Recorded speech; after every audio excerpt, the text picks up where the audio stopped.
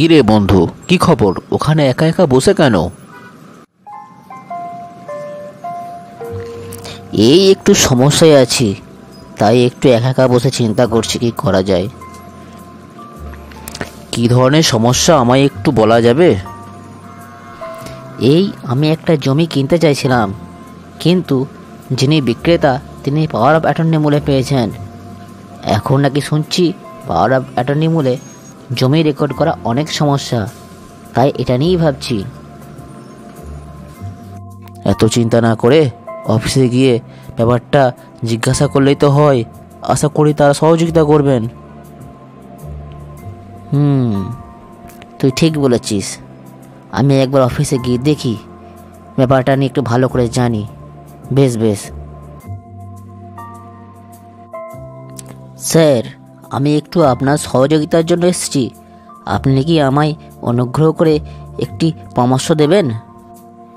হ্যাঁ বলুন, কিভাবে আমি আপনাকে সহযোগিতা করতে পারি?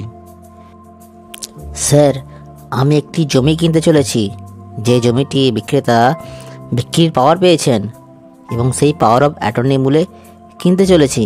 এখন বলুন তো, যদি আমি পাওয়ার অফ অ্যাটর্নি মূলে ওই জমি কিনি, তাহলে কি আমাকে রেকর্ড করতে কোনো অসুবিধা হবে? না, রেকর্ড করতে কোনো অসুবিধা নেই, কিন্তু এই মুহূর্তে সমস্যাটা একটু জটিল। ব্যাপারটা একটু আপনাকে ভালো করে বলে দিই।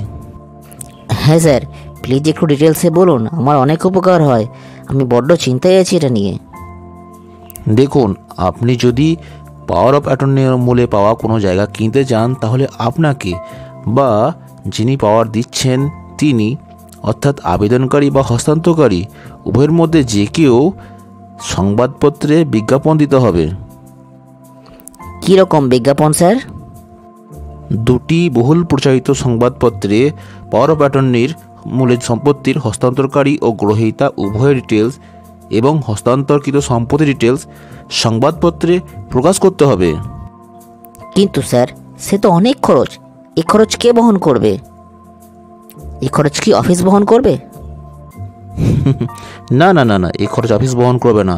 এই খরচ বহন করবে হস্তান্তরকারী বা আবেদনকারী। শুনানির সময় কিন্তু এই কাগজগুলি জমা করতে হবে।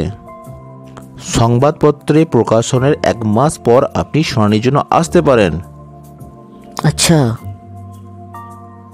তারপর আপনি যে পাওয়ার অফ অ্যাটর্নি শো করাবেন, সেই পাওয়ার অফ অ্যাটর্নি এডিএসআর অফিসে চিঠি করে ভেরিফাই করা হবে।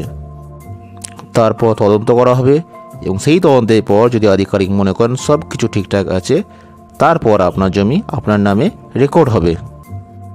তাহলে তো স্যার বিষয়টা খুবই জটিল। হ্যাঁ, বিষয়টি জটিল, কিন্তু পাওয়ার অফ অ্যাটর্নি মূলের জমি হস্তান্তর ক্ষেত্রে বিভিন্ন ধরনের অপকর্ম করা হচ্ছে বলেই তো এটা করা হয়েছে। আচ্ছা স্যার, আমাকে সময় দেওয়ার জন্য আপনাকে অসংখ্য ধন্যবাদ। আপনাকেও স্বাগত।